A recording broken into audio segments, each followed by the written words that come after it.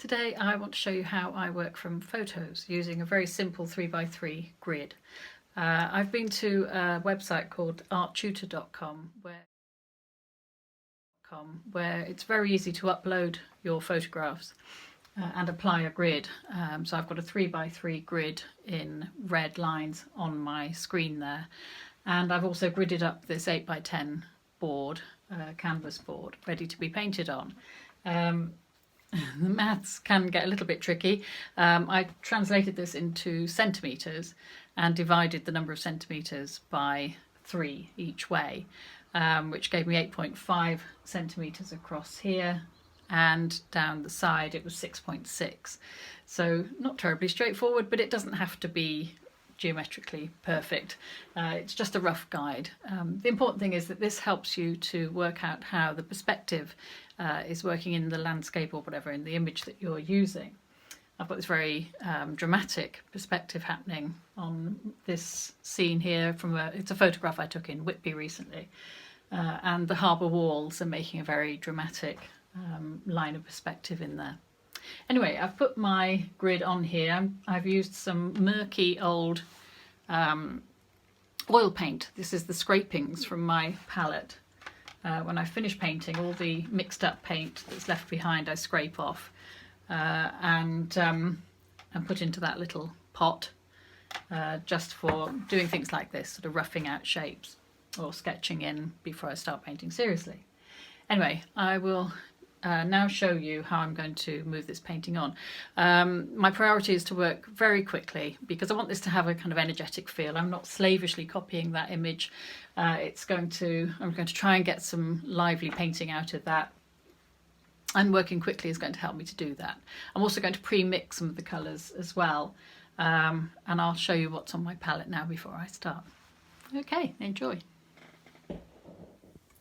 On the palette I've got titanium white here, unbleached titanium, which is really nice for lightning blues with. This is bright yellow lake. This one is a chrome yellow.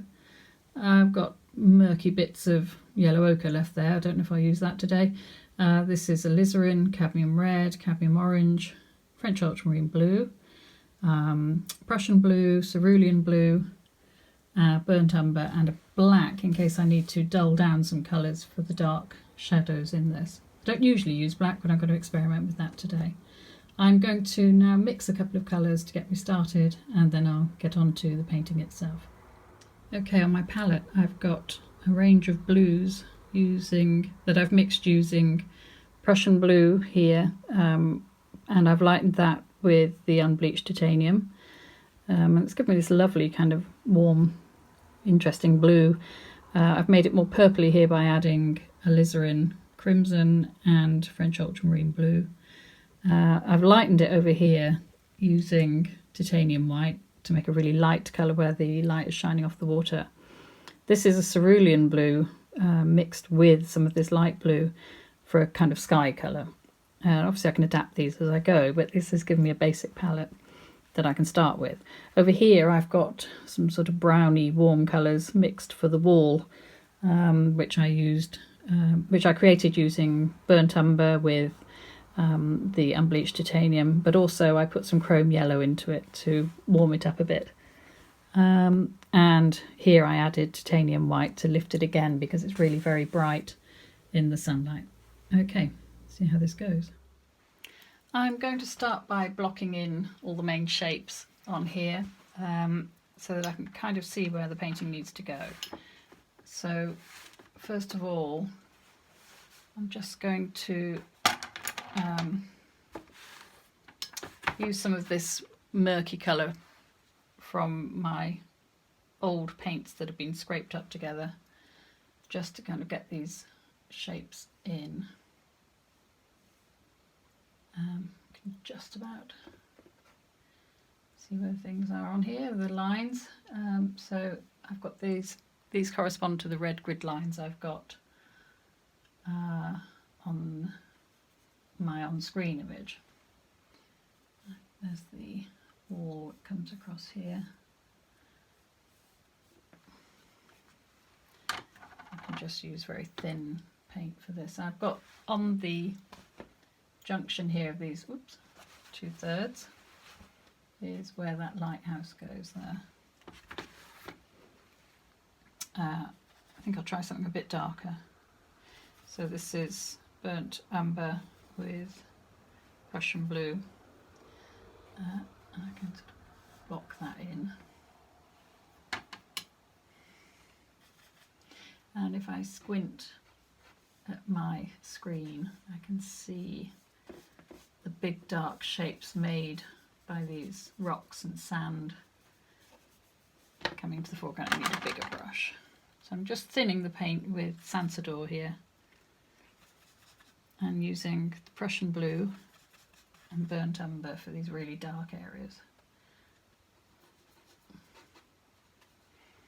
You can see once you start to get this in, it shows you so quickly how the painting is going to lie, how it's going to appear really. I always like these initial sketches because they're kind of full of promise really, hope. Can all go horribly wrong obviously, but at this point everything looks promising. It's kind of mud and rocks and things in the foreground here. So that's quite good for the dark areas. I'm going to block in the sky with a fresh brush. I want to show you this. If I'm concerned that my brushes are going to split, I wrap wet kitchen roll around the end of them when I've washed them, like that, and as it dries it tightens and it helps to hold the shape of the brush how it should be, nice and tidy, so when you take it off your brush is neat on the end. It's a bit of an emergency sort of measure, but it does help. Okay, I'm going to use a large flat brush and just block in the sky because I want to work quickly here. I've got my pre-mixed kind of cerulean blue thing going on here. I'll put that in. It kind of blends over the sketched on grid. This is probably a bit light for that part of the sky. I can cover up that, and also this will help that little lighthouse to stand out. There's another one there, but it's kind of hidden partly behind the harbour wall.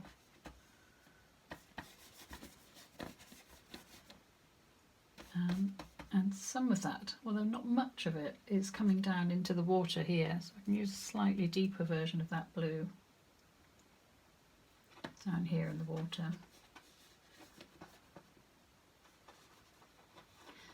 The concern with using photographs for inspiration is that you're very removed from the subject like this.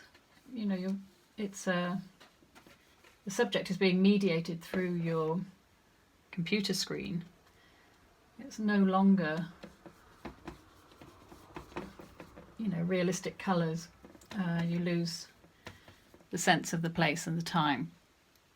So I think while you work like this, while you're working from photographs, and obviously I took this photograph, you know, I was here in this place a few weeks back, is to try and think back to what it was like to be there, how it sounded, how warm it was, how cold it was, that time in that place. And also, if you work pretty quickly, it'll get more of that kind of feel of urgency that you would get in a plein air study if you were set up there working. I'm going to put some of that really nice deep blue in down here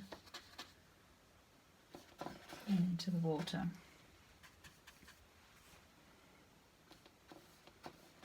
It's probably a bit bright, but put something in. I always think it's good to just get something in initially, and then you can work with that and deal with it. I'm just a bit worried about that dropping off of there, but this casts a shadow unfortunately, but I'll do it for a bit. I'm going to get some more of this dark colour that I used initially. I'm going to get some of the... I'm putting burnt umber into this Prussian blue and light blue mix, which is giving me a kind of murky green, which I think is quite good for some of this rocky stuff in the foreground. It's not really working. So I've got this murky green that I've added some of the Prussian blue watery mix to burnt umber here as a kind of, so it's giving me a dark greenish blackish kind of effect, which is kind of what these rocks are like here. They're very dark compared to the light reflecting on the water. I love the abstractness of this foreground as well. It's rather lovely. So this is down at the water's edge. I was stood, it's like a little beach area in the harbour when the tide was out, and we were walking down there in the evening, and it's just rather lovely.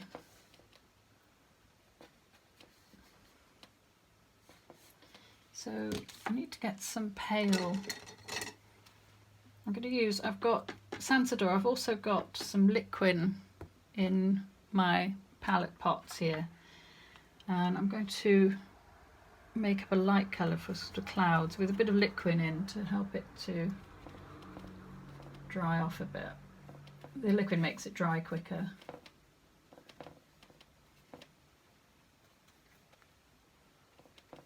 Oh, it's a bit dark.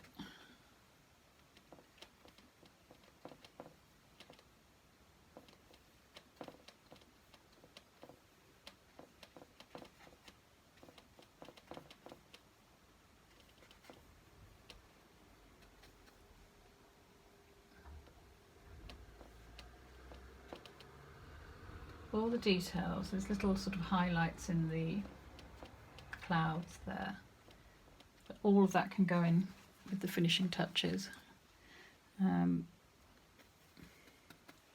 the details on the lighthouses. So I'm going to get a fresh, well, can I do any more with that? I don't think I can, there's a bit of cloudiness there, but I want to get fresh brush to put the wall in there because it's such an important part of this. So start off, get a little bit of liquin, start off with this kind of buff colour with an extra bit of wall up here,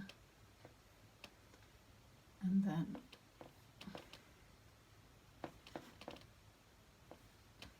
this sort of buff colour in. There's a little bit of it along the bottom, I think, but then I need to get this light in. There's some of this on the water too.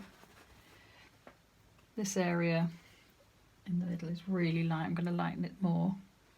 So I've got this kind of murky brown, caramelly type colour there. And I'm just going to lay, if I can, that across here.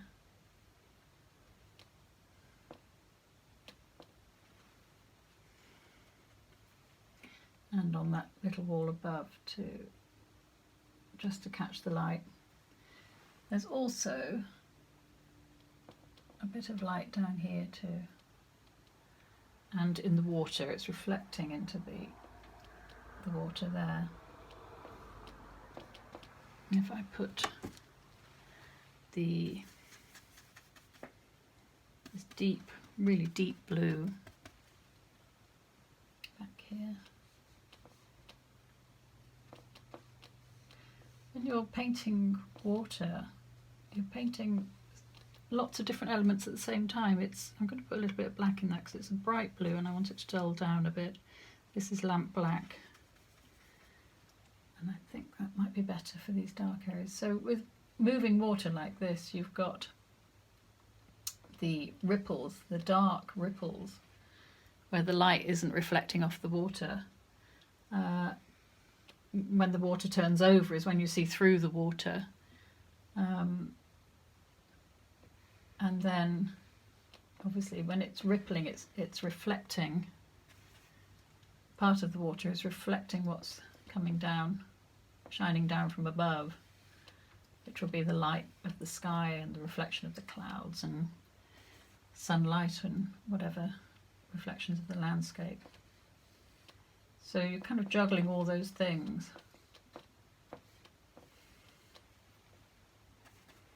Don't want to get too fiddly here, but I do want it to look lively, like it's rippling. It's sort of dark over here because it's reflecting the darkness of the wet wall, I think. And also along this sandy area at the front.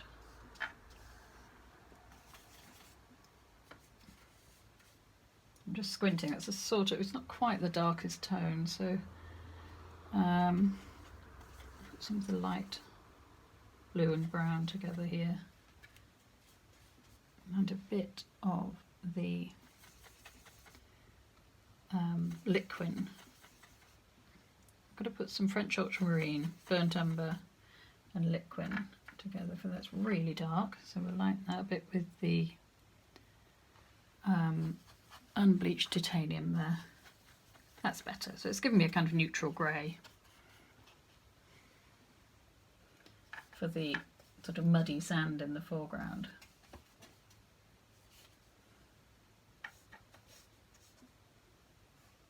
And there's grit and stone here too, ripples of water.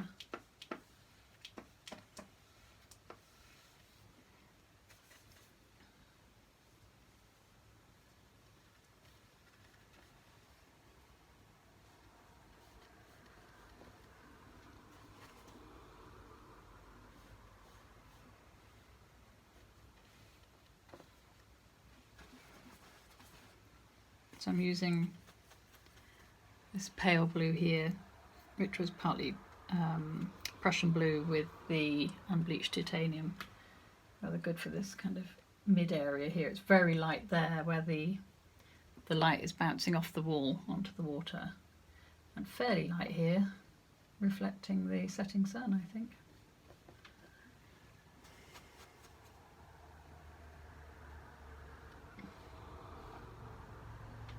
Gradually covering up my underpainting of pale umber. I'm not too worried if the odd glimpse comes through, it's quite a useful colour. I can just put more light over here. Put some of that wall colouring. Pick up the brush that had that on. And it really is very light, so I'm lightening it still, just to get it into the, well, this area here is particularly bright and I want that to show up in the water too.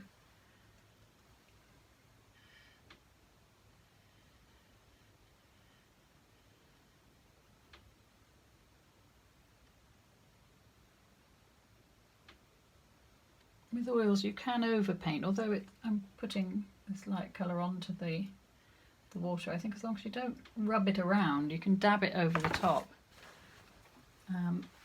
And it will stay there, it's absolutely fine.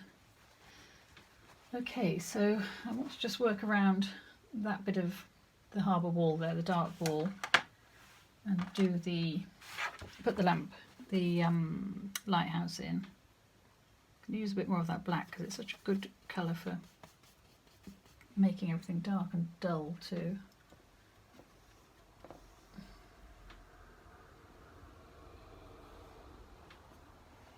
I think the water comes up there too. There's sort of thin, ripply kind of marks there.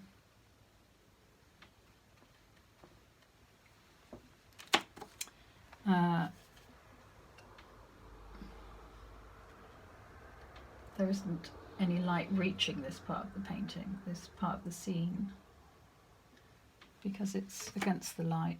I just want to put some more. That's actually quite greyish, so I'm going to use the grey that I used in the foreground.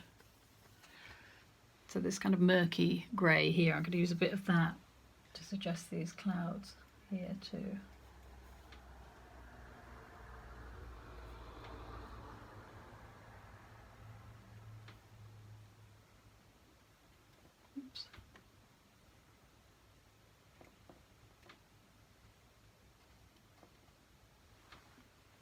we've got the other little tower to put in there too. So these are stone pillars, stone lighthouses. They're not the stripy sort. So just need to do enough to hint at this.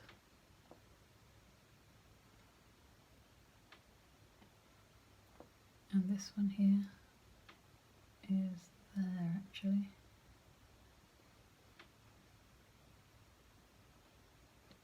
And I'm not making them too dark either because they'll leap forwards.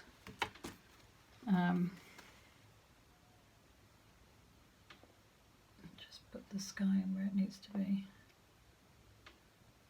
So they're just hinted at really.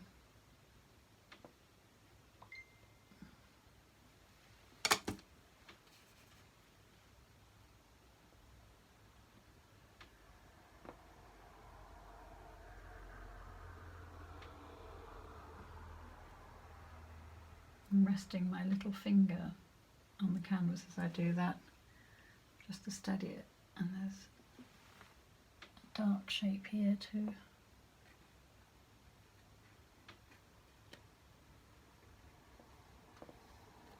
Just going over the dark areas again.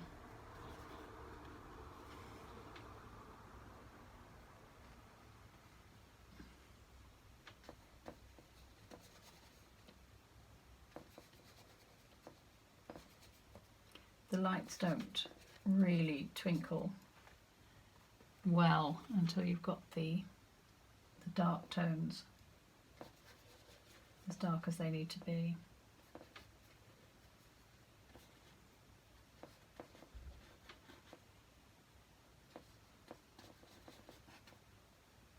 So if you set yourself a time limit when you're doing this, I mean, I'm working really quickly here, but make sure you try and make yourself stop within a couple of hours so that you don't get drawn into overworking it or letting it become very fiddly, and hopefully it'll keep some energy in the whole thing. It's a nice little bit of twinkly water.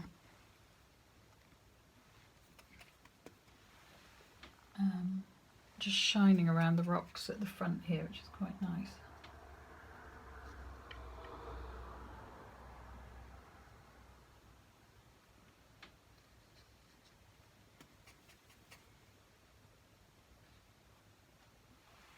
Just picking up the light as it on the wet rocks in places. Just using the edge of the, oops, too much.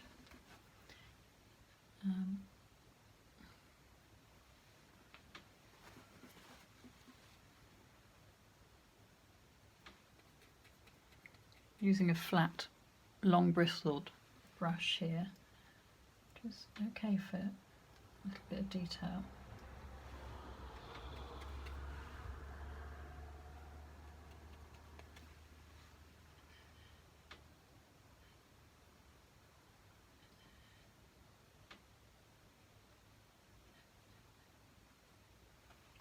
Coming out.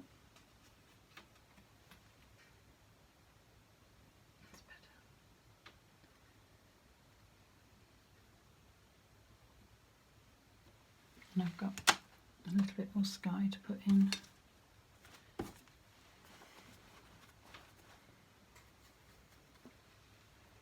Lovely crisp blue sky around this part here. Just add a little bit of liquid to make it flow there.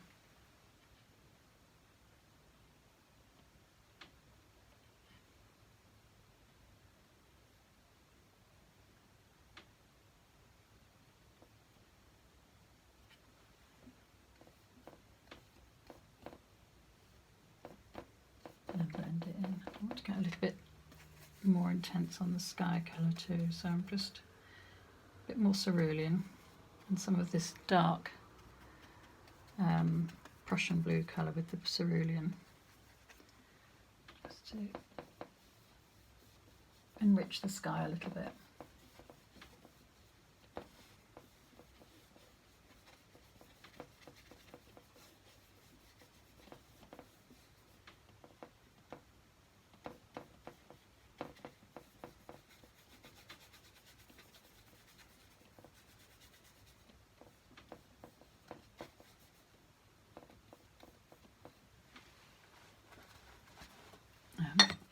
clean brush and just put some of the light sky colour at the lower end, at the lower part of the sky. Here.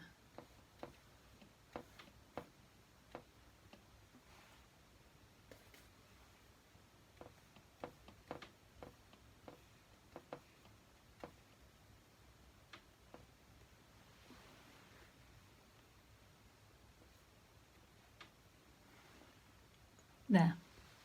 I think that's enough. Quite happy with that. Working quickly, I've got quite bold marks on there. It's a small board and I've used reasonable sized brushes, so the marks are fairly big and loose on there. And I think I've caught the effect of the light falling on that wall there as well and reflecting into the water. Okay, I hope you found that useful. Thanks for watching. Bye bye.